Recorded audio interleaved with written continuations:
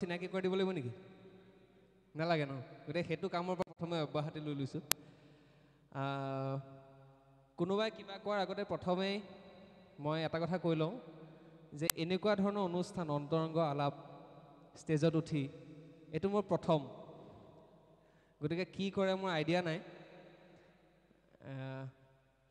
আমি অলপমান কথা পাতিম আৰু মই যিধৰণে ভাবিছোঁ এখন কীবৰ্ড এখন আনি থৈ দিছোঁ আপোনালোকে কি অনুৰোধ কৰিব সেইটো অনুমান কৰি এখন কীবৰ্ড আনি থৈ দিছোঁ আৰু মই কেইটামান প্ৰশ্ন সুধিম তাৰপিছত আমি দৰ্শকৰ ওচৰলৈ যাম গতিকে মই সাধাৰণতে আৰু এটা আমাৰ ব্যক্তিগত কথা কৈ লওঁ জুবিন গাৰ্গক মই তই বুলি সম্বোধন কৰোঁ আৰু এনেকুৱা মিটিঙত তই সম্বোধন নকৰে এটা কি কৰা যায়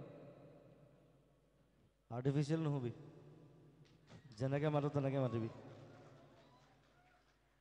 সেইকাৰণে মই তই বুলি ক'ম পিছত যাতে কোনো ভুল ভ্ৰান্তি একো নুলিয়াই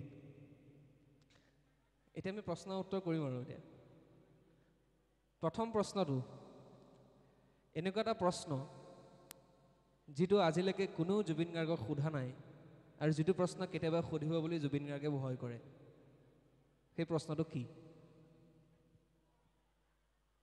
সেইটো মই কেনেকৈ জানিম তই ভাবিছ কিবা যিটো প্ৰশ্ন আজিলৈকে কোনো কেতিয়াও সোধা নাই কিন্তু জুবিন গাৰ্গে ভাবে যে এইটো প্ৰশ্ন কোনোবাই হয়তো মোক সুধি দিব পাৰে সেইটো সোধাৰ সম্ভাৱনীয়তা আছে কিন্তু আজিলৈকে সোধা নাই কোনো সাহস কৰা নাই সুধিবলৈ মুখৰ আগত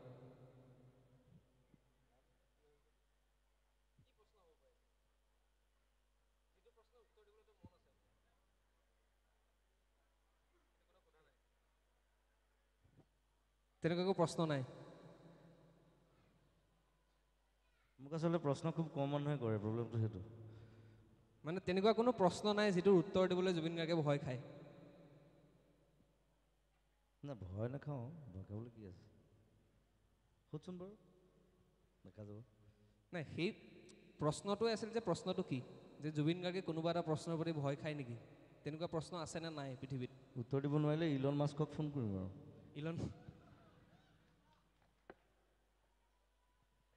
নহয় এতিয়া পৃথিৱীত সেইটোৱে এতিয়া যিবিলাক প্ৰশ্নৰ উত্তৰ বিচাৰি নাপায় চবৰে উত্তৰ ইলন মাস্কৰ ওচৰত থাকে এটাই মানুহ আছে পৃথিৱীত চ' যদি উত্তৰ দিব নোৱাৰোঁ মই তাক সুধিব লাগিব এটা প্ৰশ্ন আজি বা বহুদিনৰ আগতে মই ইয়াক সুধিছিলোঁ মোক এটা বাক্যত উত্তৰ দিছিলে যে আই ফিল নাথিং আজি অলপমান বহলাই উত্তৰ দিবলৈ মই অনুৰোধ কৰিছোঁ ৰাইজৰ কাৰণে প্ৰশ্নটো হৈছে আমি জানো পৰহি জুবিন গাৰ্গ আছিল দিল্লীত কালি কলকাতাত আজি ৰাতিপুৱাৰ প্ৰথম ফ্লাইটখন মিছ কৰি দ্বিতীয় ফ্লাইটত আহি পেলাই গুৱাহাটী এই যিটো কাৰবাৰটো য'তে যায় মানুহ কেমেৰা কিবা কিবি সেইটো যোৱা 30 বছৰ ধৰি চলি আছে প্ৰশ্নটো হ'ল how does it feel to be Zubeen Garg হৈ জুবিন গাৰ্গৰ কেনেকুৱা লাগে মই সেইদিনাটো উত্তৰ দিছিলোঁ ইট ফিলছ নাথিংনেছ শূন্যতা তাৰ বাহিৰে একো নাই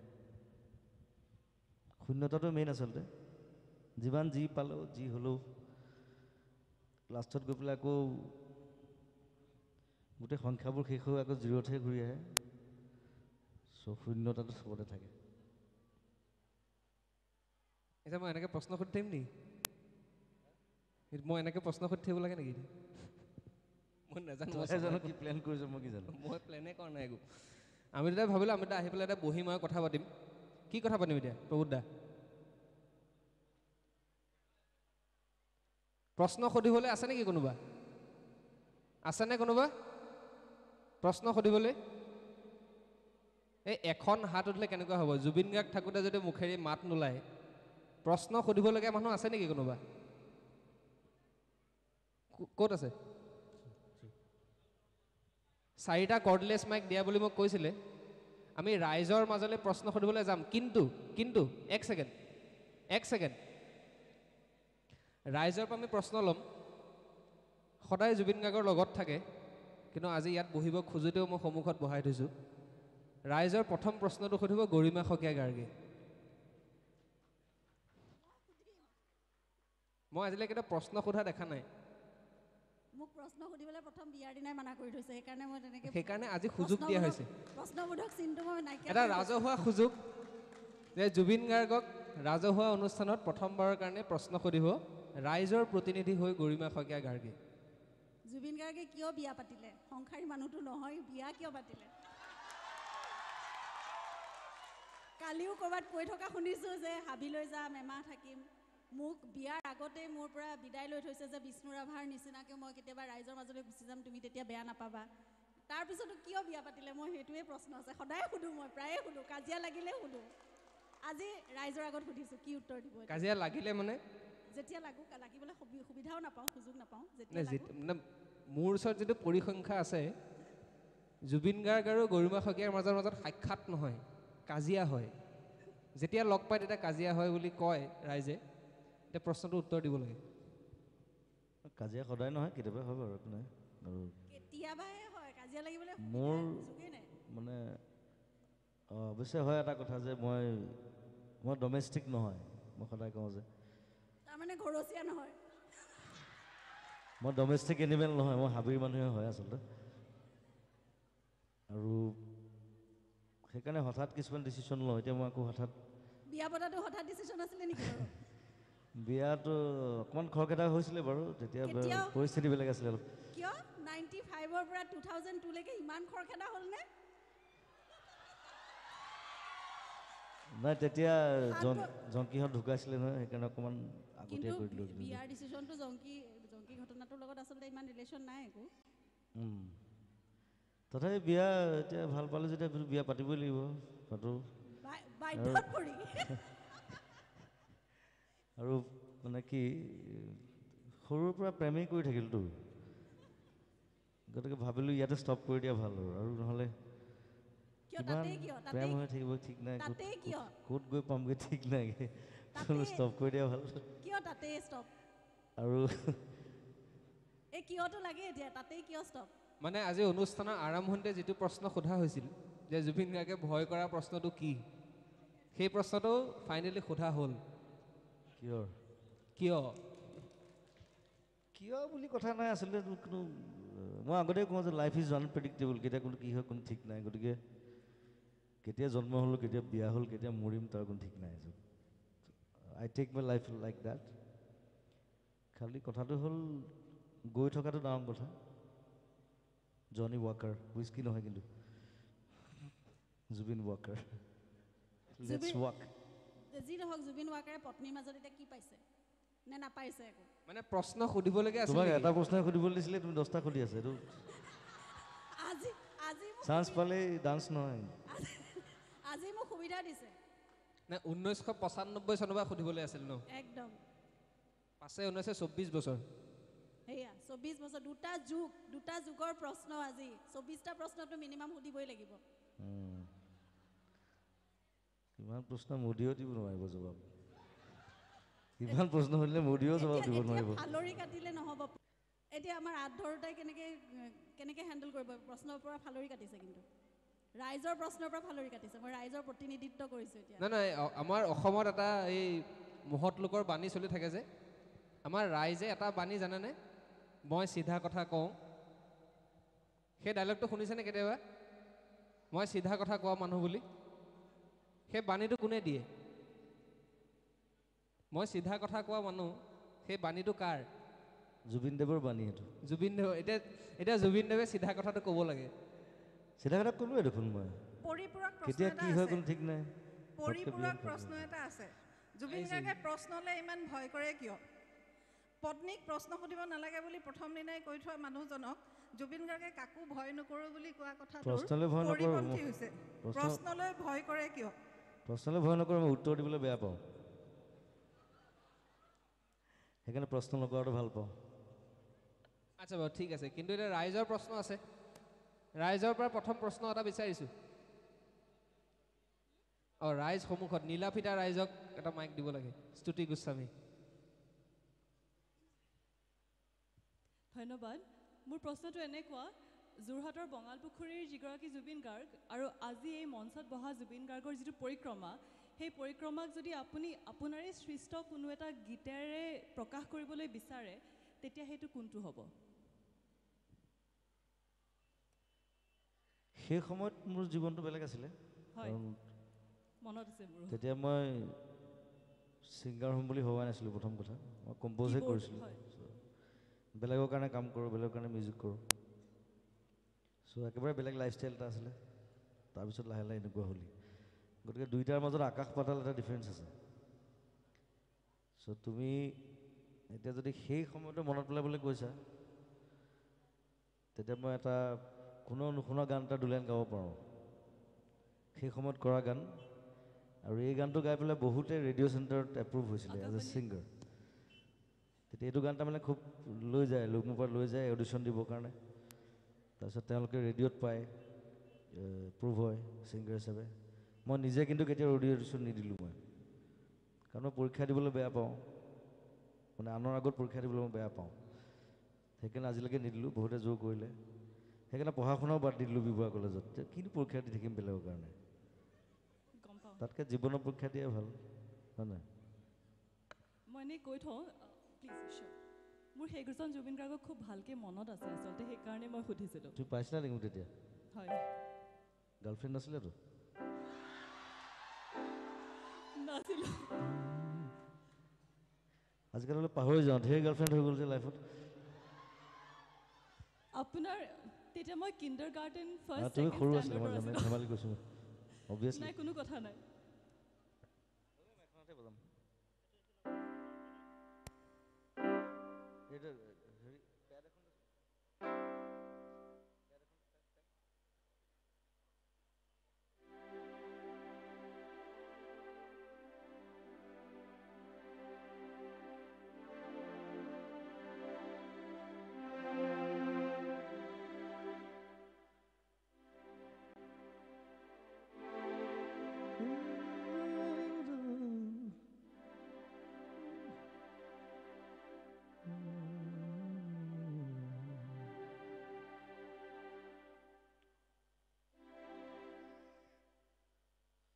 গান গাবলৈ বৰ এটা মন নাই বাৰু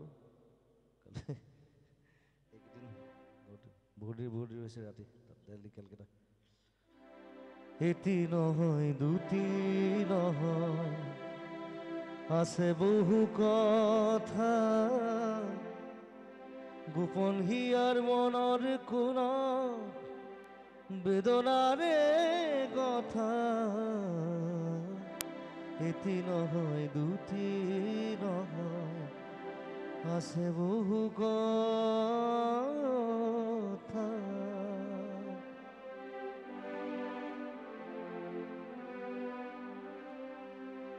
কোনো নাই শুনো তামোৰ কোনে বা শুনিব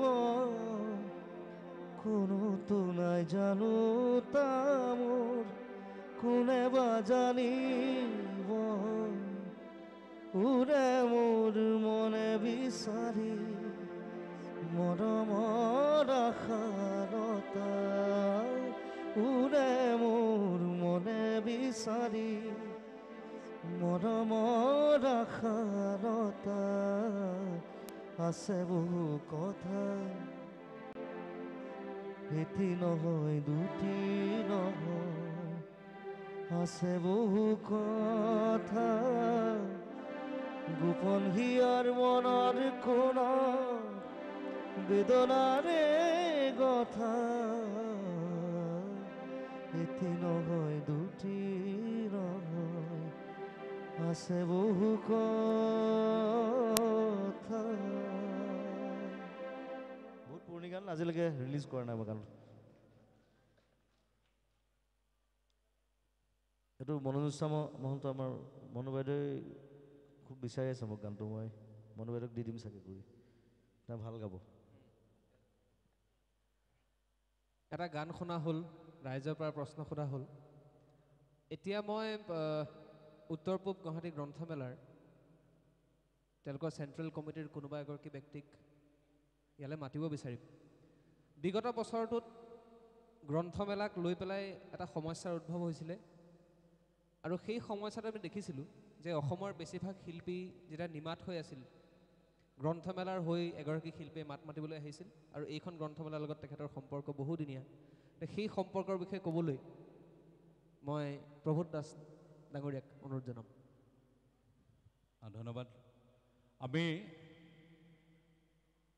সঁচাকৈ বহুত বহুত ধন্যবাদ জনাইছোঁ আমাৰ মৰমৰ জুবিন গাৰ্গক।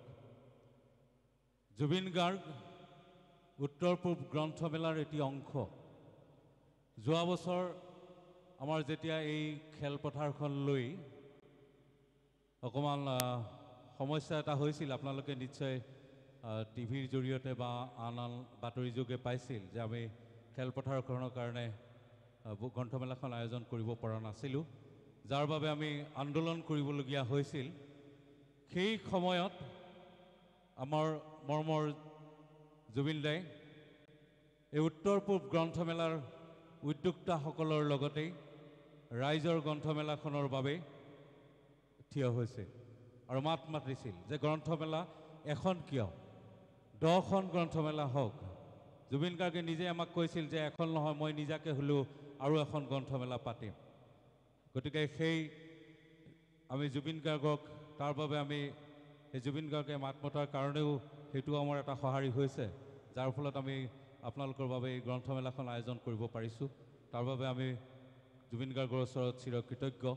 আৰু এটি কথা, জুবিন গাৰ্গ 2018 চনৰ পৰাই এই উত্তৰ পূব গ্ৰন্থমেলাৰ ব্ৰেণ্ড এম্বেচেডৰ। গতিকে সেইটো তেওঁলৈ আমাৰ আন্তৰিক ধন্যবাদ থাকিল। তাৰোপৰি জুবিন গাৰ্গে আমাক কিছুমান আগতেও কয় যে মই কিতাপ ভাল পাওঁ। জুবিন গাৰ্গৰ আমি নিজে ঘৰত যাওঁতে দেখা পাইছোঁ যে এটা সুন্দৰ এটা ডাঙৰ লাইব্ৰেৰী আছে বুকছৰ। গতিকে কিতাপ ভাল পাই বাবে আমি উত্তৰ পূব গ্ৰন্থমেলাৰ পৰা প্ৰতি বছৰে জুবিন গাৰ্গলৈ আমি কিতাপৰ টোপোলা আগবঢ়াওঁ। গতিকে জুবিনদাৰ লগত আশা ৰাখিছোঁ নৱপ্ৰজন্ম এই কিতাপ পঢ়াৰ যিটো অভ্যাস এইটো ৰাখে। তাৰ বাবে আমাৰ উত্তৰ পূব গ্ৰন্থমেলাৰ তৰফৰ পৰা আমি পুনৰবাৰ জনাইছোঁ, কিতাপ কিনক, কিতাপ পঢ়ক, পঢ়াৰ সংস্কৃতি গঢ়ি তোলক। ধন্যবাদ। প্ৰভুদালৈ ধন্যবাদ। এতিয়া কিতাপ নথকা জাতিক গামোচাই বচাব নোৱাৰে, সেইটো জুবিন গাৰ্গে কোৱা কথা। আৰু কালি পৰহি মই নিজে গ্ৰন্থমেলালৈ আহি পেলাই দেখিছিলোঁ যে কিতাপৰ দোকানৰ সন্মুখত যিমান ল'ৰা ছোৱালী থাকে, যিটো ভিৰ হয়, তাতকৈ আজি জুবিন গাৰ্গক চাবলৈ বেছি মানুহ আহিছে। জুবিন গাৰ্গৰ ফালৰ পৰা এটা আহ্বান বিচাৰোঁ যে জুবিন গাৰ্গক চাবলৈ যিখিনি মানুহ আহিছে প্ৰত্যেকেই অন্ততঃ এখন কিতাপ কিনি ঘৰলৈ উভতি যাওক। সেইটো নিশ্চয়, সেইটো সঁচা কথা। আৰু ধুনীয়া ধুনীয়া কিতাপ ওলাইছে, পুৰণা ৰাইটাৰ, নতুন ৰাইটাৰটো আজিকালি বহুত ধুনীয়া ধুনীয়া ৰাইটাৰ ওলাইছে, ধুনীয়া ধুনীয়া নভেল লিখিছে, কবিতা লিখি আছে। গতিকে যদি কিতাপ নিকিনেই চ' তেওঁলোকে লিখিলে কাৰ কাৰণে? কথাটো সেইটো কেনেকুৱা হৈ যাব কথাটো। অকল ইণ্টাৰনেটেই নহয়, ইণ্টাৰনেটটো অকল মাধ্যম নহয়, কিতাপটো এটা বেলেগ ধৰণৰ মাধ্যম, এটা মানসিক খাদ্য, মানসিক বিকাশৰ এটা মাধ্যম কিতাপ। আৰু মই মোৰ দেউতাকে দেখিছোঁ সৰুৰে পৰা অকল কিতাপেই পঢ়ি থাকে, মানে এতিয়াও এনি টাইম কিতাপেই পঢ়ি থাকে। মোৰ দেউতাই 5টামান ভাষাত পঢ়ে, আৰু সেই সূত্ৰে মই চাগে ভাষা শিকিবলৈ পালোঁ। ঘৰত বিভিন্ন ভাষাৰ কিতাপৰ লাইব্ৰেৰী মস্ত দেউতাৰ। ইংলিছ পাইছোঁ, হিন্দী পাইছোঁ, ইভেন দেউতাই উৰ্দু শিকিছিলে মাজতে, উৰ্দু কিতাপ পাইছোঁ, সংস্কৃত, বেংগলী, অসমীয়া। আৰু সেই সূত্ৰে মই ঢেৰ কিতাপ পঢ়িবলৈ পালোঁ। আৰু বহুত সৰুতে আচলতে ক্লাছ 2, ক্লাছ 3ৰ পৰা মই সেই অভ্যাসটো যেতিয়া আৰম্ভ কৰি দিলে দেউতাই, কেতিয়াবা আকৌ নপঢ়িবলগীয়া কিতাপো পঢ়িছোঁ, কিছুমান বস্তু বুজি নাপাওঁ। এবাৰ ক্লাছ 3ত থাকোঁতে মই দেউতাক সুধিছোঁ, দেউতা বেশ্যা মানে কি? দেউতাই মোক সুধিছে, তই কি কিতাপ পঢ়ি আছ? দেখে মই পঢ়ি থাকোঁ কিতাপ। মই তেতিয়া বেংগলৰ এজন খুব ফেমাছ ৰাইটাৰ আছে শংকৰ বুলি, ইজ ভেৰি ফেমাছ, এতিয়া নাই চাগে, ঢুকাল চাগে। তেওঁৰ এখন মস্ত নভেল এখন পঢ়ি আছোঁ, আৰু তেতিয়া বেংগলী খুব ভালকৈ জানো। চ' দেউতাই ক'লে এইখনতো পঢ়িব বয়স হোৱা নাই আচলতে, ক্লাছ 3ত। তথাপি দেউতাই বুজাই দিলে যে বেশ্যা মানে বেয়া ছোৱালী, বুজি গ'লোঁ।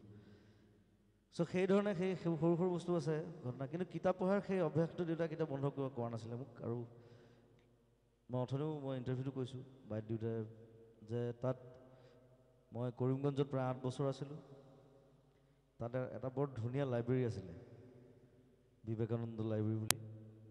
এইটো ৰামকৃষ্ণ পৰমহংসৰ অনুষ্ঠানৰ লাইব্ৰেৰী তাত দেধাৰ কিতাপ আৰু ভৰ্তি ধুনীয়া ধুনীয়া কিতাপ চ' তাত এডমিশ্যন দি দিছিলে চ' ছানডে যেতিয়া টাইম পাওঁ তাত যাওঁ 3-4খন কিতাপ লৈ আহোঁ আৰু আমাৰ এটা খুব ধুনীয়া গ্ৰুপ আছিলে আমি ফাৰ্ষ্ট বেঞ্চৰ যিকেইটা আছিলোঁ 5টা ল'ৰা গোটেইকেইটাই মানে কিতাপৰ পাগল এটাতো এতিয়া স্ক্ৰিপ্ট ৰাইটাৰ হয় এতিয়া বেংগলত আছে সি চিনেমা স্ক্ৰিপ্ট লিখে সৌমিত্ৰ বুলি এটা আছে আমেৰিকাত তাপস সাহা বুলি এটা সিনহা বুলি এটা আছে সি শিলচৰত থাকে আমি চব কিতাপৰ পাগল আছিলোঁ আৰু আমাৰ সেইটো অভ্যাস আছিলে যে আমি কিতাপ এক্সচেঞ্জ কৰোঁ যে মই এখন ল'লোঁ এখন পঢ়িলোঁ আকৌ তাক দিলোঁ তাৰ পৰা এখন ল'লোঁ সেই বস্তুবোৰ আজিকালি নাইকিয়া হৈ গ'ল গতিকে সেই অভ্যাসবিলাক গ্ৰ' কৰিব লাগে আৰু সেইকাৰণে কিতাপ পঢ়াটো উচিত কিতাপ কিনাটো উচিত আৰু নিজৰ ঘৰত যেতিয়া ধুনীয়া লাইব্ৰেৰী এটা থাকে নিজৰ চাই ভাল লাগে সেইটো যিমান বয়স হৈ গৈ থাকে সিমানে বেছি ভাল লাগি গৈ থাকে যেতিয়া কিতাপৰ পৰিমাণ বাঢ়ি যায় আৰু কিতাপবোৰ যেতিয়া ধুনীয়াকৈ ৰখা হয় খালি মেইনটেইন কৰিব লাগিব কিতাপত পোক লাগে বেয়া হয় কিবাকিবি হয় মোৰ বহুত কিতাপ বেয়া হৈ গ'ল মাজতে এনিৱে সেই অভ্যাসটো ৰাখিব সকলোকে অনুৰোধ জনাইছোঁ আহ্বান জনাইছোঁ নতুন প্ৰজন্মক কিতাপ পঢ়াৰ অভ্যাসটো কৰক অসমীয়া কিতাপ হওক বেংগলী হওক হিন্দী হওক ইংলিছ হওক আৰু বিভিন্ন দেশৰ ইমান ধুনীয়া ধুনীয়া ৰাইটাৰ আছে ইমান বিদগ্ধ পণ্ডিত ডাঙৰ ডাঙৰ ৰাইটাৰবিলাক আছে সেইবিলাক পঢ়িব লাগে আচলতে সেইবিলাকো পঢ়িব লাগে তেতিয়া বহুত কথা শিকিব পাৰি এতিয়া মই ক্লাছ 5, 6, 7তে মই এইবিলাক ভিক্টৰ হিউগো মোপাছা আৰ.এল. ষ্টিভেনছন এইবিলাক চব পঢ়িলোঁ তেতিয়াই পঢ়িবলৈ মই সুবিধা পাইছিলোঁ দেই সুবিধাটো পাব লাগিব চ' মই ফৰ্চুনেট বুলি ভাবোঁ চ' সেই অভ্যাসবিলাক কৰক সকলোৱে আৰু আগবাঢ়ি যাব আৰু বিকাশ হ'ব থেংক ইউ আমি আৰু কথা পাতি থাকিম মোৰ কেইটামান সুধিবলগীয়া প্ৰশ্ন আছে তাৰ আগত আমি ৰাইজৰ পৰা কেইটামান প্ৰশ্ন লৈ লওঁ আৰু ৰাইজৰ ওচৰলৈ যাই মানে এইখিনি মুহূৰ্তত আমি জনাবলৈ ভাল পাইছোঁ যে আকাশবাণী গুৱাহাটীৰ যোগেদিও বিবিধ ভাৰতীত বৰ্তমান এই অনুষ্ঠানটিৰ লাইভ টেলিকাষ্ট হৈ আছে আৰু যিসকল ইয়াত নাই আপোনালোকৰ যদি ঘৰত কোনোবা ব্ৰডকাষ্ট এইটো হয় আজিকালি চব টিভিতে থাকে নহয় সেইকাৰণে টেলিকাষ্ট হৈ গৈছে তাৰ সেইকাৰণে টেলিকাষ্ট ওলাই গৈছে সেই ধৰণৰ প্ৰশ্ন সুধিবলগীয়া আছে এইটো ইন্দ্ৰই কৰি আছে নি বাৰু এই তেওঁক দেখি পেলাই মনত পৰিল তেওঁ মানে ক'বলৈ গৈছিলে ইন্দ্ৰ বহুত পুৰণা পাপী এটা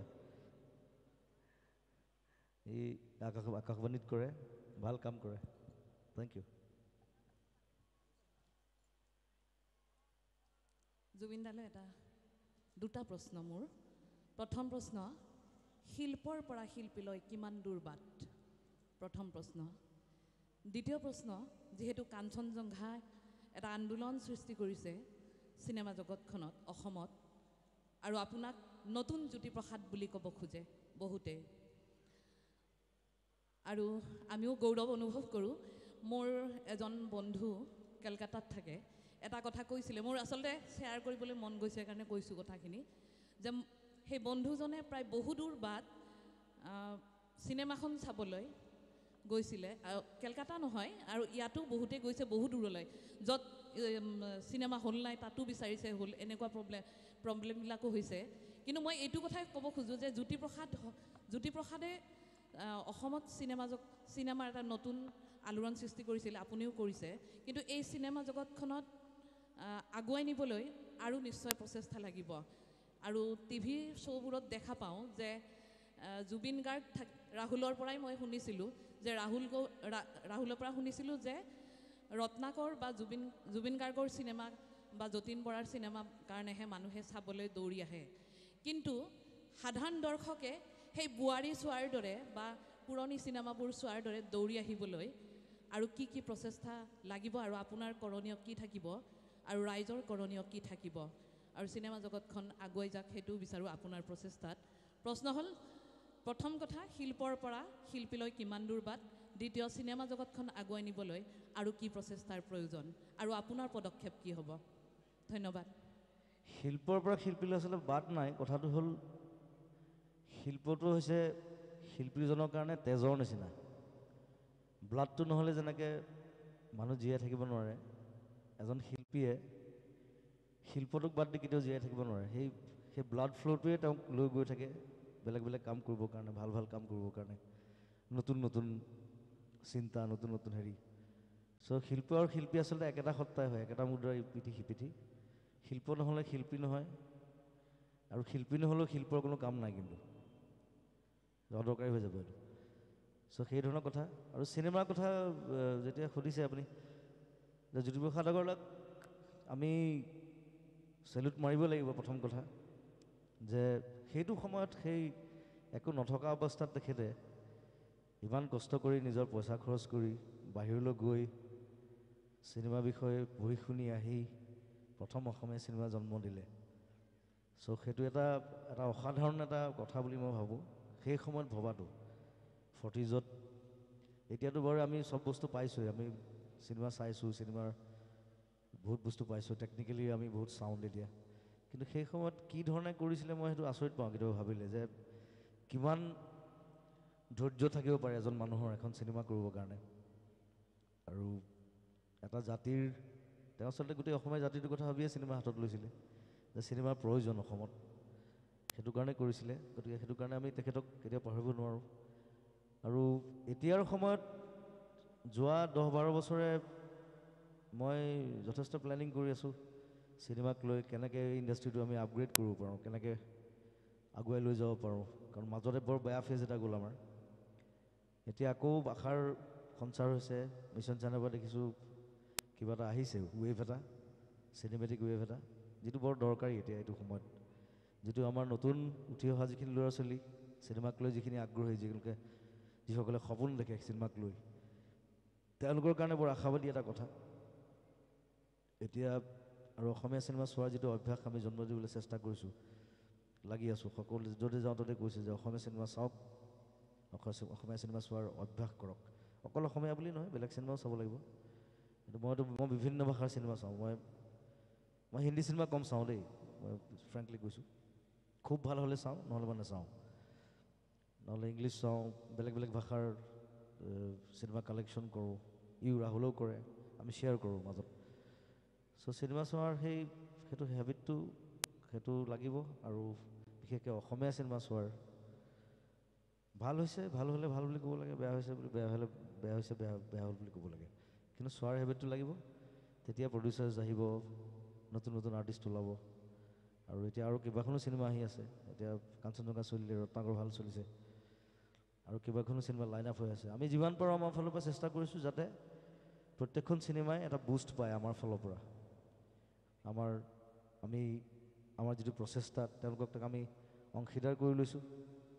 আৰু কাৰ চিনেমা সেইটো চোৱা নাই, কিন্তু কোনে বনাইছে, কি কৰিছে, সেইটো ডাঙৰ কথা নহয়। কথা হ'ল তেওঁ এটা প্ৰচেষ্টা হাতত লৈছে, তেওঁ কষ্ট কৰিছে এইটো চিনেমাখনত 1 বছৰ 1.5 বছৰ। গতিকে সেই কষ্টটোৰ কিবা এটা মূল্য তেওঁ পাব লাগে, কথাটো হ'ল সেইটো। সেইকাৰণে অসমীয়া চিনেমা চাব আৰু সদায় অসমীয়া জাতিৰ কাৰণে কাম কৰিব, আগবাঢ়ি যাওঁ আমি। Thank you. আৰু এটা প্ৰশ্ন। নমস্কাৰ। প্ৰথম কথা, মই আচলতে আৱেগিকে হৈ পৰিছোঁ। এতিয়া সুধিব লগা কথাখিনি সুধিব পাৰোঁনে নাই। মই আজি এসপ্তাহমান ধৰি খাই ল'ব নি? নালাগে, এসপ্তাহমান ধৰি নয়ন কাশ্যপক ৰাতি মানে ফোন কৰি কৰি দিগদাৰী কৰি আছোঁ। জুবিন গাৰ্গক ওচৰৰ পৰা লগ কৰাই দিব লাগে। তাৰপিছত দ্বিতীয় কথা, নয়ন মানে আমাৰ বেংকৰ কবিতা যে লিখে নয়ন কাশ্যপ, বেংকত কাম কৰে, হয় বেংকত কাম কৰে, হয়। প্ৰথম কথা, এতিয়া আপুনি যিহতে হাত দিছে, আমিতো দেখিছোঁ সকলোতে আপুনি সফল হৈছে, প্ৰাপ্তি প্ৰাচুৰ্য আপুনি পাইছে। তথাপি আপুনি প্ৰথম কুৱেশ্যনটো সোধোতে আপুনি 0 বুলি ক'লে যে অলপ আঘাত লাগিল। কিয় বাৰু? আপুনি নিজে কিবা প্ৰাপ্তি, আপুনি কিবা পোৱা যেন অনুভৱ হোৱা নাই নেকি? প্ৰথম কথা। দ্বিতীয় কথা, আপুনি এতিয়াতো ৰাইজৰ মাজত কল্পতৰু সদৃশ হৈছে। মানে যোনে যি মানে পেপাৰে, টিভিয়ে, ৰেডিঅ'ত গম পাই থাকোঁ যে আপোনাৰ ওচৰত যোন গৈছে, মানে যিজন ব্যক্তি বা যিজন সংগঠন গৈছে, কোনেও মানে বিফল মনোৰথ উভতি আহিব লগা হোৱা নাই। তেনেস্থলত আপুনি মানে জ্বলন্ত সমস্যাবিলাক সম্পৰ্কেও বহুতো মাত মাতি আহিছে। গতিকে বলি বিধান সম্পৰ্কে যিটো জ্বলন্ত সমস্যা চলি আছে, বিশেষকৈ বেলশৰত, তাত আপুনি নিজে থিয় হৈ পেলাই প্ৰতিবাদ কিবা কৰিব নোৱাৰে নেকি? নে ইতিমধ্যে কিবা কৰিছে? মই গম পোৱা নাই বাৰু। যদি কৰিছে ক্ষমা বিচাৰিছোঁ, আৰু যদি কৰা নাই, আপুনিতো চিনেমা কৰিও ৰাইজৰ মাজত বহুত মানে মেছেজ দিছে। কাঞ্চনজংঘা চাই খুবেই ভাল পালোঁ। মাৰামাৰিখিনি সহ্য নহ'ল। মোৰ শাহুমা বহুত বয়সীয়া, শাহুমাক লৈ গৈছিলোঁ, শাহুমাই চকু মুদি আছে সেইখিনি সময়ত। গতিকে মাৰামাৰি অলপ কমৰ মাজেদিও নোৱাৰি নেকি সমস্যাবিলাক সমাধান কৰিব? ধন্যবাদ। নাই, মই প্ৰথমতেই কৈছিলোঁ সেইকাৰণে যে কাঞ্চনজংঘাখন চব মানুহৰ, চব বয়সৰ মানুহৰ কাৰণে নহয়। তাৰ এই ব্ৰুটেলিটিটো বেলেগ ধৰণৰ, সেইটো চেণ্টিমেণ্টটো বেলেগ। তথাপি সৰু ল'ৰা ছোৱালীয়েও চাইছে, আচলতে সৰু ল'ৰা ছোৱালী চিনেমা নহয় এখন। তথাপি ভাল পাই কাৰণে গৈছে, মাক বাপেকৰ লগত গৈছে, চাইছে। এনিৱে, মাৰামাৰিটো কেতিয়াবা দৰকাৰ হয়। যদি মই মাৰপিট কৰিবলৈ কোৱা নাই কাকো, কথাত তেনেকৈ ল'ব নালাগে, কিন্তু কেতিয়াবা সময় সাপেক্ষে এজন মানুহ সলনি হৈ যাব পাৰে। মই সেইটোৱে দেখুৱাইছোঁ তাত, যে মানুহ খুব ভাল ল'ৰা এটা কেনেকৈ চেঞ্জ হৈ যায় বেলেগ এটা জেগাত। গতিকে সেই চেঞ্জটোলৈ যাতে নাযায়, তাৰ কাৰণে আমাৰ ছ'চিয়েল যিটো প্লেটফৰ্ম, সেই প্লেটফৰ্মটো চেঞ্জ হ'ব লাগিব। যিবিলাক বেয়া বস্তু আছে, সেই বেয়া বস্তুবিলাক নাইকিয়া হ'ব লাগিব, তেতিয়া কোনো মানুহে বেয়া হ'বলৈ নাযায়। গতিকে সেই পৰিৱৰ্তনটোলৈ যাতে আমি ৰৈ নাথাকোঁ, তাতকৈ আগতে নিজক শুদ্ধ কৰোঁচোন, চাওঁ, বেয়া বস্তুবিলাক নাইকিয়া কৰোঁ, তেতিয়াহে কাঞ্চনজংঘা হ'ব পাৰিম। তাৰ অৰ্থটো সেইটো আছিলে চিনেমাখনৰ। আৰু বলি বিধানৰ কথা ক'লে, সেইটো মই ইনফেক্ট মই কামাখ্যা মন্দিৰত তাত প্ৰগ্ৰেম কৰোঁতে তাত মন্দিৰৰ মাজতে মই তাৰ বিৰোধিতা কৰিছিলোঁ, যিটো কোনো কৰা নাই আজিলৈকে চাগে কামাখ্যাত। আৰু বেলশৰলৈ অৱশ্যে মই যোৱা নাই, মই কিন্তু শুনিছোঁ তাত খুব বেছি বলি হয়। আৰু বলিৰ মোৰ কথা হ'ল যে এটা স্পিৰিচুৱেল জেগা, এটা ৰিলিজিয়াছ জেগা, তাত এইবিলাক হ'ব নালাগে। তাত ৰক্তপাত তাত দৰকাৰ নাই। তাত মানুহে পূজা কৰিবলৈ যায় এটা ভাল মন লৈ ঘূৰি আহিব লাগে তাৰ পৰা। আৰু সেইটো কাৰণে মই নিজে যদিও হিন্দু বা বলি বিধান বহুত জেগাত দেখিছোঁ, কিন্তু বলি বিধান মই সদায় বিৰোধিতা কৰিম আৰু সদায় কৰি আহিছোঁ। Thank U.